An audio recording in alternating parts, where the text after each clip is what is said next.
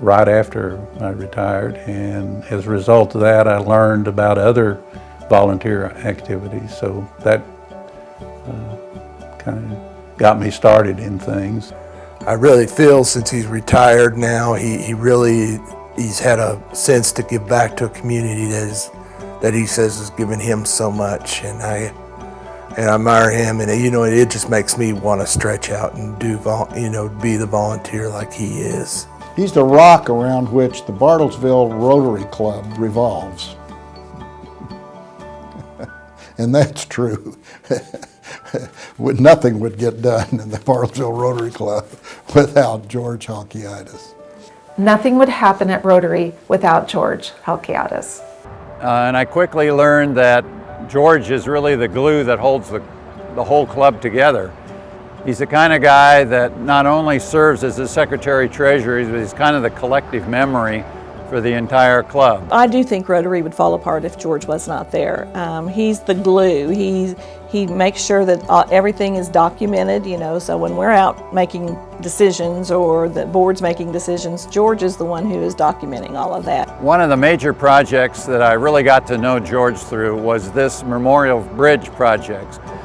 Back in 2005, as a preparation for Rotary's centennial 100th anniversary, George and I and a couple of other people teamed up to restore what had become a city eyesore. George has been so instrumental in some of the really big projects that Rotary has taken on in the last number of years. One is the Memorial Bridge restoration, which was a huge project, which included not just the restoration of the bridge and the plaques with the names and the lighting, but also some landscaping around the area so that it would be attractive to people who wanted to look at it. It's obviously a historic landmark in Bartlesville. The robotics program was kind of an interesting thing.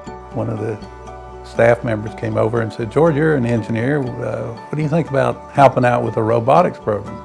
I had no idea what they were talking about, but it's a terrific program whose goal is to get youngsters excited about the science and technology, STEM fields. I was having discussions with him when he first got offered that opportunity to be the head mentor on the robotics team, and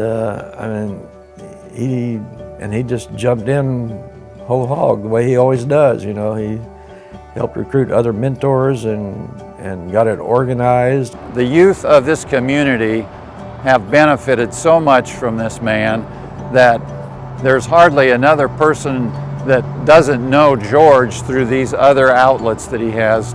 He shares all over the community.